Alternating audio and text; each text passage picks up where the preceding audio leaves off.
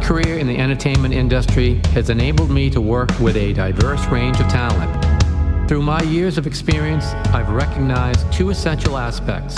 Industry professionals, whether famous stars or behind-the-scenes staff, have fascinating stories to tell.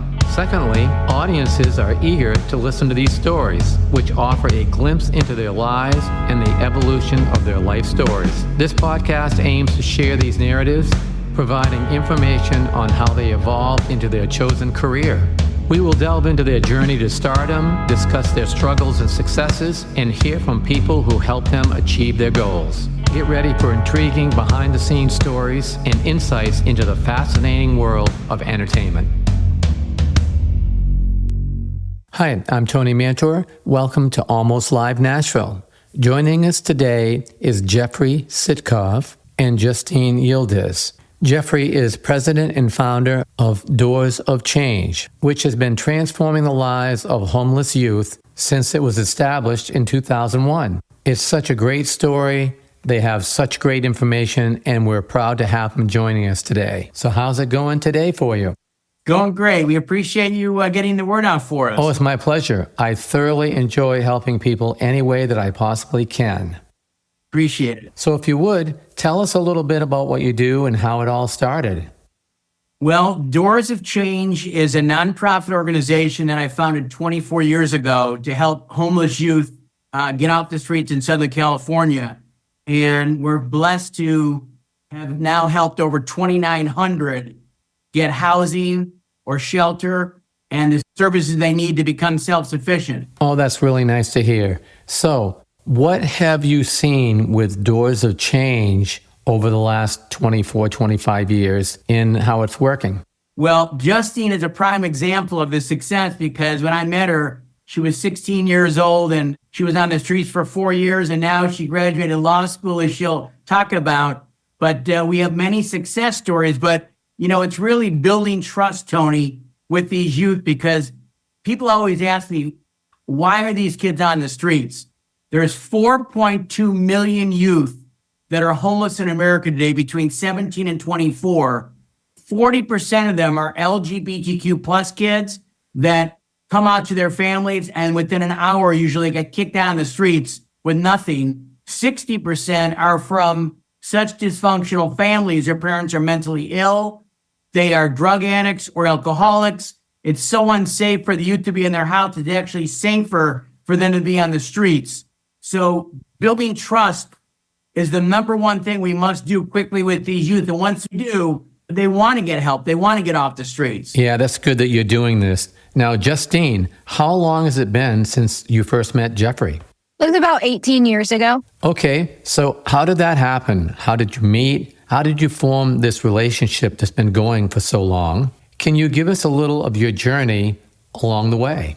Sure. So as Jeffrey had mentioned, I was a preteen runaway. I ran away from home when I was 12, and I spent a few years on the streets, and I got picked up by a police officer that took me to a homeless shelter for teens. And they had a lot of programs that were being funded by Doors of Change there. So I was able to get mental health services, those kind of things. And I met Jeffrey there, you know, he was always a hands-on kind of guy. So he'd be there at the shelter and speak with us. And I guess he saw something in me because he asked me if I would like to speak. So I ended up giving my first speech, the Doors of Change concert. And then I did a lot of other events. Pretty much since then, I haven't been able to say no to Jeffrey.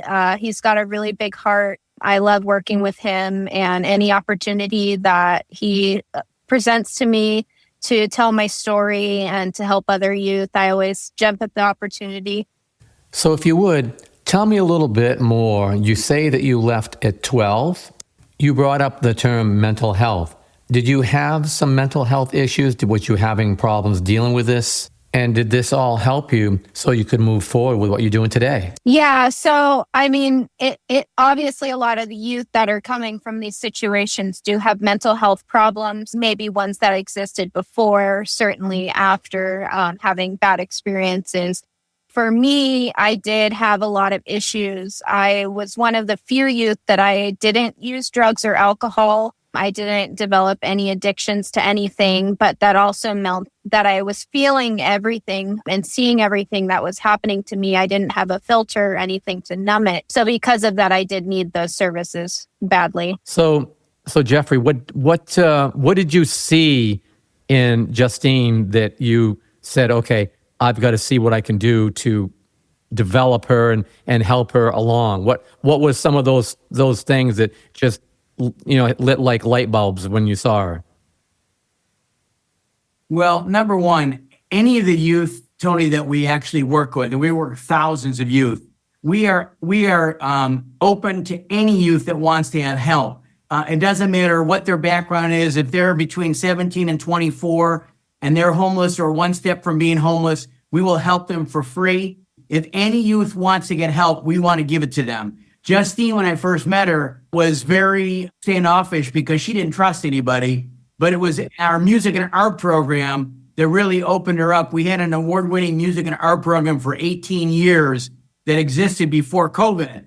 After COVID, we had to change the program, actually shut it down. It's been shut down ever since. But we pivoted, and actually we've been more successful now after COVID than before COVID. But to answer your question, once that Justine started the program and she realized that we were there to help her, she asked me if we could help her with art, and she loved art, and we had an art and music program, and she went into the art program and really excelled in it tremendously, and you could see her self-esteem improving. She learned how to how to make jewelry, which she made for 18, 20 years now, and support herself through school and to be self-sufficient. Trust is a big thing, but do you get a lot of that just starting out? It doesn't really matter. Any of the youth that come into us, they don't trust anybody. We're very open to them. We're non-judgmental. We're loving and supportive, but we meet them where they are. Because sometimes a youth will not want to get housing initially. They just don't trust anybody. And slowly but surely, as we get them services that they need, it could be getting them on Medi-Cal. It could be getting their ID so they can get work. It could be getting mental health support. Whatever they need, we give them. And slowly, they will come along. And, eventually many of them will want housing, and we get them housing. But no matter who it is, as long as they are open to help, we want to help them. And you got to be open to these kids and meet them where they are, because if not, they will turn off and they'll move away. But we always are open to these youth and non-judgmental. And if anybody's listening right now and thinking, wow, I didn't realize this, the biggest thing that I've learned in 24 years is that most people do not know how severe the homeless youth issue is in America today. 4.2 million youth are on the streets, and that's a lot, and it's growing. And so once you can educate them about the issue and about what we do, we have an extremely successful program. The Homeless Youth Advocacy Program came out of COVID, and it's been more successful now than we've ever been before. In the last 4 years alone, we've housed 966 youth over the last 4 years alone, of which 199 are in permanent housing. So they're self-sufficient, they're in permanent housing, and they're role models like Justine. She's a tremendous role model that give hope to these youth that they can succeed. And so if anybody's listening to this that wants to help, they can always go to our website, doorsofchange.org. Doors is plural, doorsofchange.org.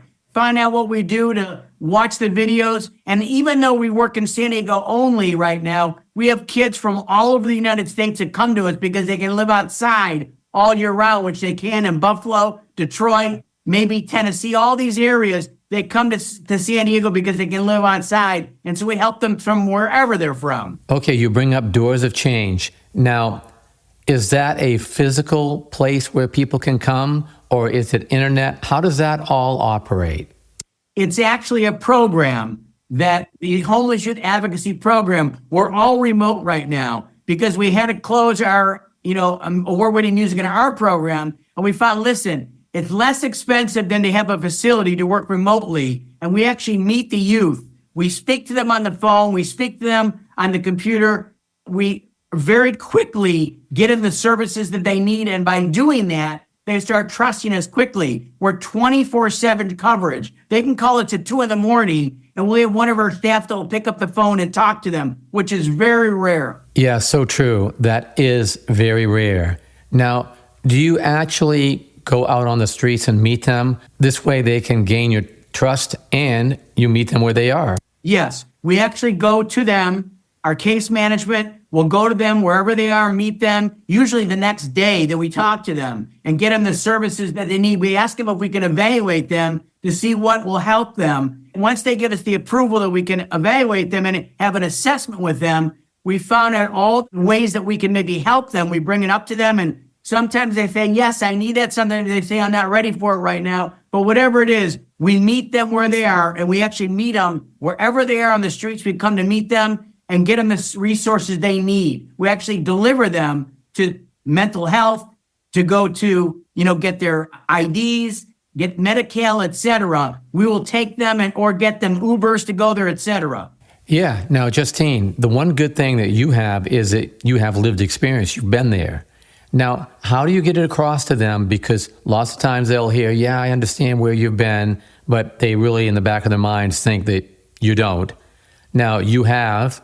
So how do you get it across to them that you understand them, you've been there, you've done it, so that they can gain your trust and you can gain theirs? Well, Jeffrey has a lot of these great pictures of me from when I was younger. So anybody that doesn't believe that I was a street punk, I have photo evidence to prove that. And I think overall, there's a certain tone, a certain slang, code switching, if you will, that can occur if I'm alone with a youth that has had similar experiences. I am able to step a little bit out of that professional status and, have that connection with them, because I have slept out in the rain. I have hid from the police. I've done all these things that a lot of these kids have gone through. They just wouldn't know that looking at me or hearing me speak unless they heard my story. That connection is still there, and it's still pretty easy for me to make even in my current situation. Have you found that when they might question you, they just think that you're going blah, blah, blah, blah. You don't really understand what they're going through at that point in time? So does your lived experience that you can put across to them create that bridge so that you can gain their trust on it? Well, thankfully, I haven't had any youth I can think of that really doubted me and doubted my story. Nice. I think there's a lot of other things that come into play, though, because, me thinking about, the intersectionality of it is I'm a white woman that has gone through that. I was a little blonde girl going through that. So sometimes it may be more difficult from someone with a different background to identify with that part, but I've still been able to bridge that gap most of the time where, there is always common ground regardless. Oh, that's just so good. Now, Jeffrey, what are some of the things, actually, before I get to that, let me ask this question. How many people do you have that's actually working at Doors of Change? Sure. We have, presently, we have 6 full-time employees. We have 2 20-hour-a-week employees. So we have 8 on our staff plus many volunteers that help us. That includes case managers, a program director, myself, and we're very blessed to have these people that really are so passionate about this cause. And people can tell when you talk to them, they can tell if you're being legitimate or not, or real. They can just see it in your eyes and they can hear it when you speak. Everybody that I work with, they're so gung-ho, they're so passionate because they've seen the results. Like they've seen Justine, they've seen Matthew, they've seen Tyler, they've seen all these different youth that we work with over the years grow. And, and because of that, they want to help more youth have a better life. The youth have to work hard. They have to want to help themselves. But if they do, they will succeed. That gives them a great pathway for sure. Now, a lot of these kids come from broken homes and just so many different areas that are just completely overwhelming to some people. So I'm sure they must have a huge amount of trust issues. Plus, they might have drug issues, ADHD, bipolar, autism, schizophrenia, any one of those things.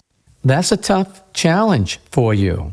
How can you break that down in such a way that, number one, you're really trying to help them, and number two, see that there is a pathway that they can go to get the help that is needed.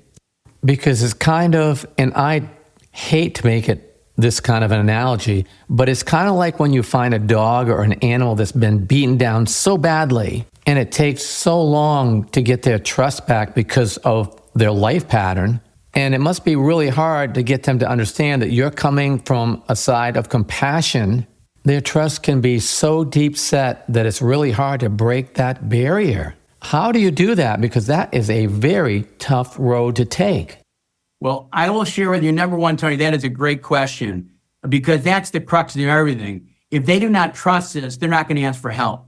And so we are truly experts at developing trust very quickly. How we do that? Number one, we have 24/7 coverage. So anytime that they contact us, we'll get in touch with them very quickly.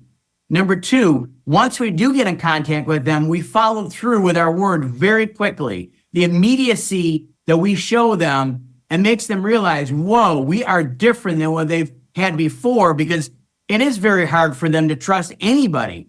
And so they will watch you for months and months and months to make sure, what are they really trying to get from me? And so by following through with our word, by being consistent and persistent in what we do, and by being, accepting of whoever they are without judgmental. And that's a huge thing. We're not judgmental of them. We accept them for who they are, whether they're straight or gay. It doesn't matter who they are, what religion, what ethnicity, where they're from. We accept all these youth where they are. And by doing that, creating a space, it develops trust a lot quicker. And then they meet youth like Justine. When they go to our concerts, which we have concerts every year, they will meet other youth that have succeeded in the program, and they talk to them. And they're really like, wow, this person now they're an engineer. This person is now working for an ambulance service as a supervisor, graduated law school, all these different things. It really makes them realize, hey, I'm with the right organization. They are coming through with their word. And that's why we've been very successful, because we are who we say we are. And they see that very quickly. Oh, that's so good. Now, you mentioned concerts. Have you got any concerts coming up? Yes, we do. And I just wanted to say, number one, I really appreciate Justine taking her time. She works full time, and it's not easy for her to do these interviews. But you know something? She is such an angel for these youth, Tony, because she always is open to helping others. And she's an example of success. And so we're so appreciative. By the way, in 24 years, she's the first ex-homeless youth, former homeless youth, that is now on our board of directors. Oh, wow. That's nice. So we're very proud of Justine, and we appreciate all of the help that she's giving. So question again, please. Actually, I'm going to change that to tell us how the music business supports you. I know that Nashville is where you're from. Just to let you know, the music industry has been very supportive of what we've done for 24 years. Elton John and Billy Joel were the first two music angels that trusted me. And once they started signing memorabilia, it opened the floodgates. And I want to let you know that I know Nashville is all country.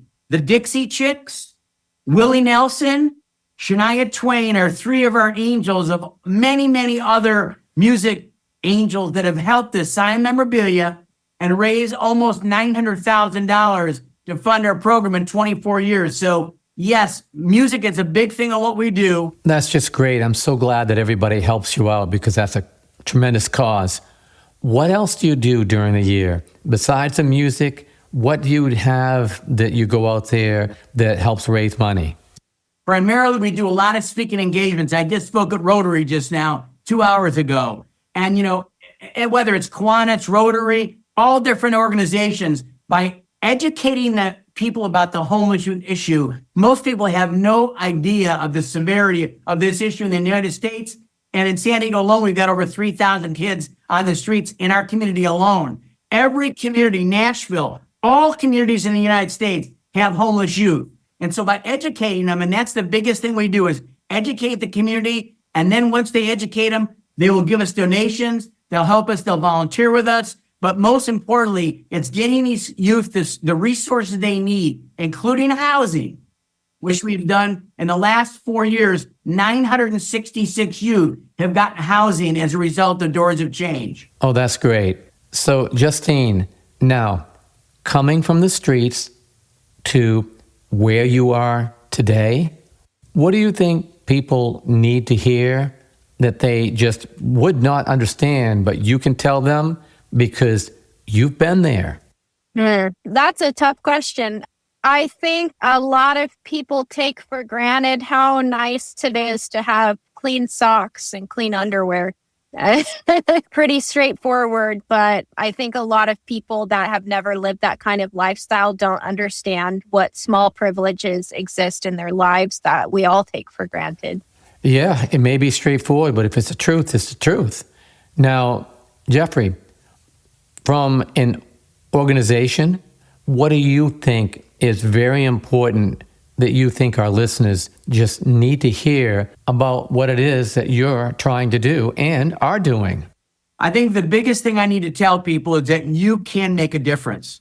People always say, can I really, with my donation, I give $100. Is it really going to make a difference? I'm here to say, yes, it will, because we've helped 23,000 youth over 24 years now get services that they need to have a better life. Remember, these kids don't want to be homeless. And so once they're homeless, we can help them get off the streets. But until they get off the streets, we still got to get many services to them to build trust, to build, a good reputation with them that, yes, we do want to help them, and getting just things like basic skills, like how do you interview for a job? We actually do job interview skills. We actually go out and buy clothes for them to be able to go and have an interview so they'll look good and they'll get the job. We transport them anywhere they need to go to get a resource such as mental health, such as medical, such as job skills, job interviews, etc. We'll pay for all of that. So what I'm here to tell people is that you can make a difference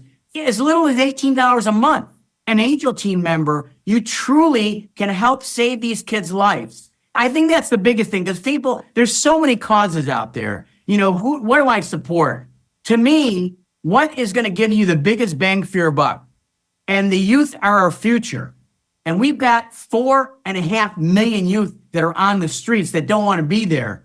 Help them get off the streets so they can be role models for others. Give them hope that they can have a better life with hard work, though, Tony. They have to work hard to get off the street. Justine has worked her butt off, over 18 years to be where she is. So it's not easy. But there is a way out, and they can do it, and we applaud them for doing it. Did you have, and I'm sure you've had several, but did you have one that when you first met them, him or her, you just kind of said, no, attitude, trust issues, this isn't going to work?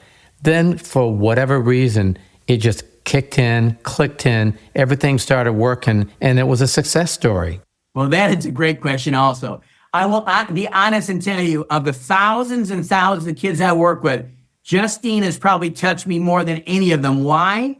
Because when I met her, she was on suicide watch for 6 months. She tried to kill herself twice. She was so depressed, she didn't look at me in the eye for 2 months. That's the only youth I've ever worked at that didn't look at me in the eye within the first week or two. It took her 2 months to look at me in the eyes. So to see where she's come from to where she is now, it's the greatest turnaround I've ever seen in 24 years. We have many other success stories, but this is probably the greatest of any of them because where she came from. Sergio, by the way, had cancer on top of everything, and he's another tremendous success story. That not only was he homeless at 12 years old because his parents were addicts, he now had cancer and was going through chemotherapy. Do you know that he wants to be a dentist? He's in college full-time now, and he's on his way to becoming a dentist, and he will be a dentist. So those two youth of anybody were so on the other side, and where they are now, it's completely 180, 360-degree turn. Oh, that's great. Now, Justine, he just brought up something that's very distressing to a lot of people. That's suicide watch. Now, I've spoken with several people that have contemplated suicide. It's a very deep, deep depression. That is probably one of the toughest roads to come back from because you've thought about suicide, you've tried it a couple of times. So with all that was going on, how did you get to that better place? And how did you win that fight? It was really the attention and the love and the care that I received from the staff and from Jeffrey. And I made very personal connections with, the people that were working there.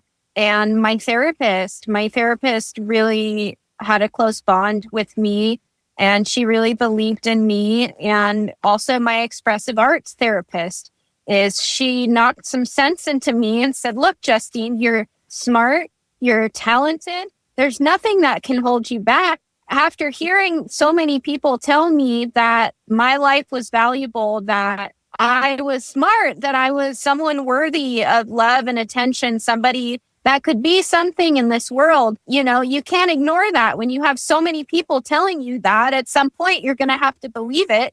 And that's what happened with me, is I got out of that because everyone around me kept telling me that I was too good for that kind of life, to be depressed and to, feel that I needed to end things. So I believed them when they told me that I could do anything, and I did. So was it a slow progress getting from point A to point B? What time span did it take you so that you knew where you was headed and it was the correct way to go?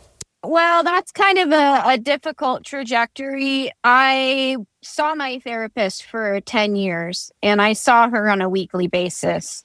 So that is the amount of work that it takes to fully get out of that mindset. A decade of dedicated therapy and trying different things, with the same person working through the case with me. So I have been able to overcome a lot of my mental health issues. I still do have some, and I am still being treated for those, and probably will continue to be treated for them for the rest of my life. That's just, there's a physiological aspect to it when you're living in fight or flight. So some of those things therapy won't really help, but I definitely got out of it because of those mental health services. And I think it's the same for a lot of youth. Once they have a therapist that they trust, that person can change the world for them. Yeah, that's just tremendous information for people to hear. Now, Jeffrey, one last thing. What would you like to tell people that they really, truly need to hear from you? If you're touched by what you hear, you have an opportunity to be able to make a huge difference in so many homeless youth. Go to doorsofchange.org, doors is plural, watch the videos on there, listen to the youth, and then make a donation. Help us so we can help more kids have the services that Justine got, and that Tyler got, and Matthew got, and Sergio got, and many, many others, so we can get these kids a better life and they can be the role models. They give the hope for all the other homeless youth that see, hey, listen, there's a way you can get off the streets with hard work. And I just want to thank you, Tony, for helping us get the word out. And please, I'm asking someone, if you are touched by this, if you don't take action, it doesn't mean a damn thing. You have to take action for it to get a different result. And we ask you to please, whatever you can give, any $10, $15, $1,000, whatever you can do, I guarantee you that money will go to where you want it to go to get kids a better life with hard work. And I really appreciate them being interested and for listening to this interview. Well, it's been great conversation, great information. I really appreciate you both taking the time to come on. Thanks, Tony. Thanks for having us, Tony. Really appreciate it. It's been my pleasure. Thanks again.